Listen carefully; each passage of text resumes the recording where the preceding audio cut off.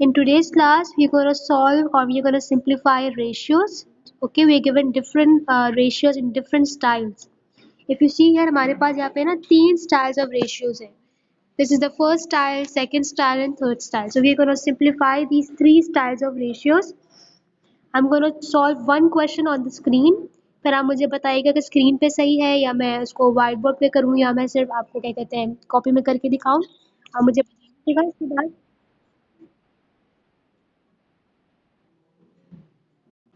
Let's look at the question first. The question is, we have to simplify 600 grams is to 1.6 kg. अब question सब याद रखिएगा. मैं अब व्हाइट बोर्ड स्क्रीन ऑन कर रही हूँ. So the question is 600 gram is to 1.6 kg और मैं इसको सिंप्लीफाई करना है. सिंप्लीफाई करने का मतलब होता है कि हमें इसको सिंपल फॉर्म में चेंज करना है. ठीक है, उस फॉर्म में चेंज करना है कि इसमें मजीद ये डिवाइड ना हो सके. लेकिन एक प्रॉब्लम है. There is one problem. Who can tell me कि what is the problem here. क्या प्रॉब्लम है दोनों वैल्यूज में? कोई मसला है? क्या मसला है? Who can tell me that? Can anyone tell what's the problem in the question?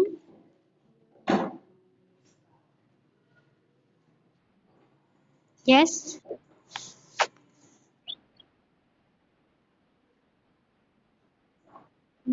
Very good. एक तो पॉइंट है. हम्म, सही, बिल्कुल सही कह रहे हो. और कोई दूसरा मसला? Any other problem?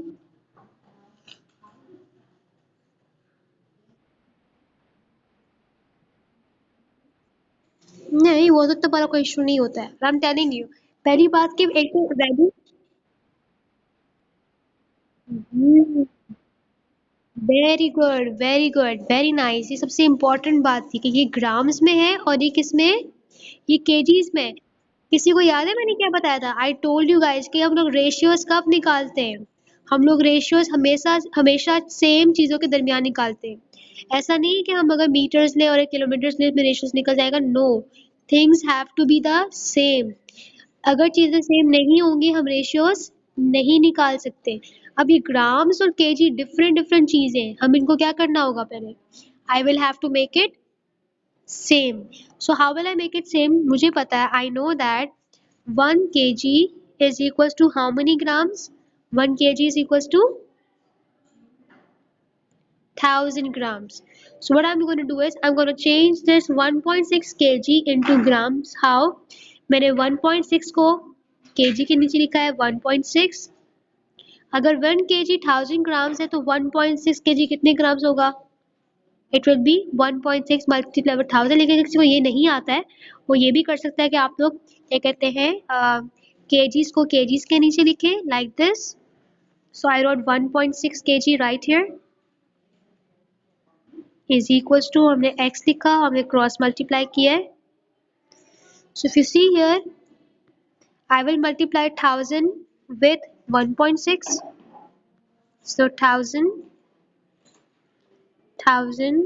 multiplied by 1.6 is equals to. और यहाँ पर हम लोग x को 1 से मल्टीप्लाई करेंगे. 1 into x. So हमारा आंसर क्या आने वाला है? x is equals to 1000 multiplied by 1.6. आप कैसे मल्टीप्लाई करेंगे? I'm gonna show it to you up here.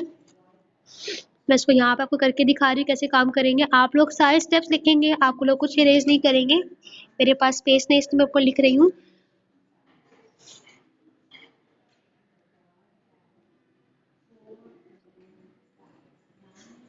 अब यहाँ पे देखें 1.6 के पास हम 1.6 को किससे मल्टीप्लाई कर रहे हैं? We are multiplying with the 1000. 1000 के पास कितने जीरोस हैं? How many zeros are there with the 1000?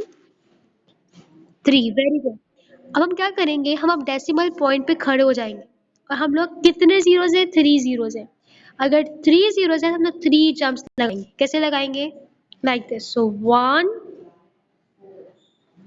2 and 3. So what is my answer now? My answer is 1600 grams. ये मेरे पास आंसर आ चुका है ग्राम्स के अंदर. सबको समझ में आ रहा है?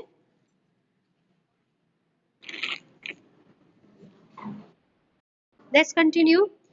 हमने बेसिकली क्या किया, फर्स्ट 600 ग्राम्स और 1.6 केजी देखने में अलग अलग लग रहे थे, हम लोग कभी भी रेशियोज अलग अलग चीजों में से नहीं निकाल सकते, इसलिए मुझे पता था, I know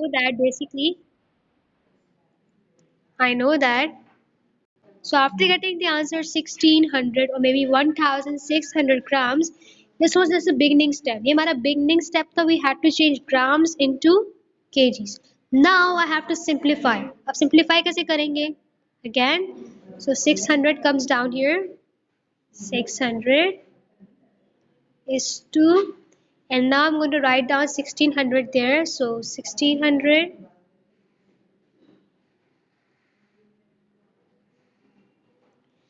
now I'll check out कि is 600 and 1600 coming in the same table, क्या 600 and 1600 के same table में आते, do they come in the same table, do they both come in the same table,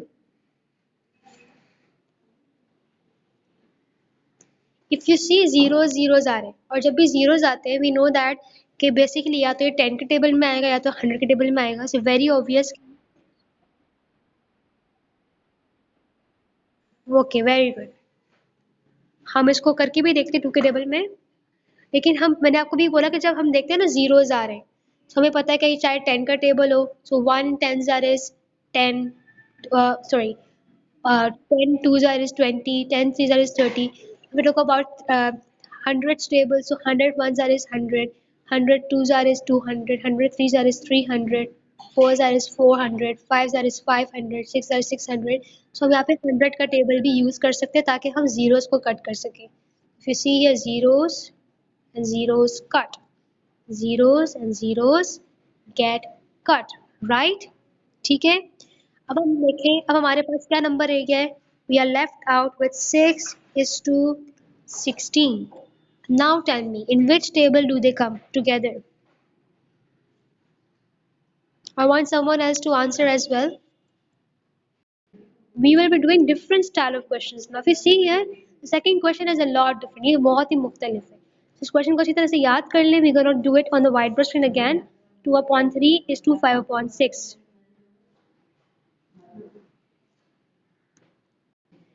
So 2/3 is to 5/6 is the question. आप इसको simplify करने का मतलब क्या है कि अगर लेट्स सपोज कि आपको किसी ने रस्सी पकड़ा दी और आपको कहा कि ये रस्सी जो है ना बहुत ख़राब तरीके से बंधी हुई है, आपको कहा जा रहा है कि रस्सी को खोलें, तो आप क्या करेंगे, आप उस रस्सी को खोलना शुरू करेंगे, उसको ओपन करना शुरू करेंगे. या अगर आपके घर में अगर आपके कबर्ड है, कबर्ड का बहुत बुरा हाल हुआ, आप क्या करेंगे, आपको क्या मम्मी ने क्या कहा, mother has asked you to make it proper, you have to arrange your clothes there in the cupboard, so you're going to simplify everything out. तो यहाँ पे क्या हो रहा है, हमारे पास एक फ्रैक्शन दिया हुआ है, हमें इसको सिंप्लीफाई करना है, इसको सिंपल फॉर्म में चेंज करना है. अच्छा याद रहे, जब ये फ्रैक्शंस होते हैं ना, तो हमें फ्रैक्शन में सिंप्लीफाई कैसे करना होता है, हमें एक ऐसा टेबल चूज करना है जिसको अगर मैं यूज करूं तो मेरा बिल्कुल ये जो है टेबल या बिल्कुल जो है ना, ये हमारा फ्रैक्शन सिंप्लीफाई हो जाए. एक ऐसा नंबर चूज करें जिसको यूज करने से हम इसको सिंप्लीफाई कर सकें.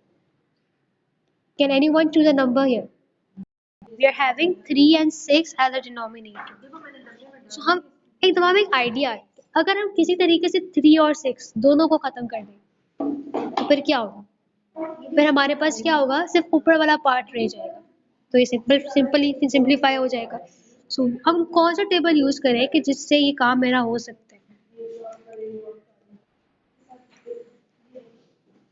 अब यहाँ पे अगर मैं देखूं डिनोमिनेटर में 3 और 6 दोनों आ रहे हैं सेम टेबल में, लेकिन सबसे बड़ा नंबर कौन सा है, 6. So I'm going to use 6 here, multiplied by 6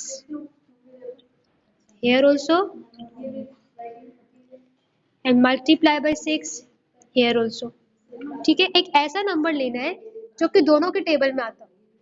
मिसाल के तौर पे अगर हम यहाँ पे देखें, मैंने 6 क्यों लिया, मैंने 6 इसलिए लिया कि जो 3 के टेबल में ना 6 आता है, और मैंने 6 यहाँ पे इसलिए क्यों लिया, यहाँ मैंने 6 क्यों लिया क्योंकि यहाँ पे 3 के टेबल में 6 आता है, और यहाँ मैंने 6 क्यों लिया क्योंकि 6 टेबल में 6 आता है.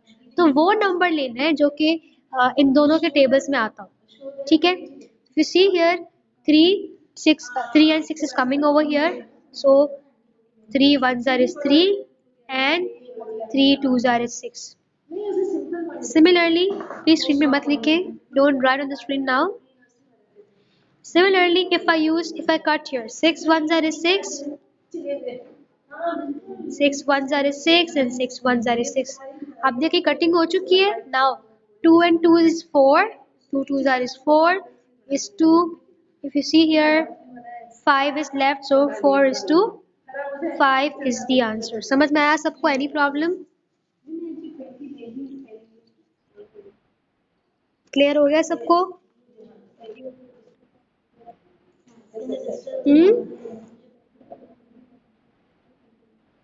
ओके मैं बता रही हूँ. 5 तो वैसे का वैसा ही था. एक दफा उसको सब रीड करें. Look at it. Yes, because I'm doing it again for you guys. If you have any doubts here, now see.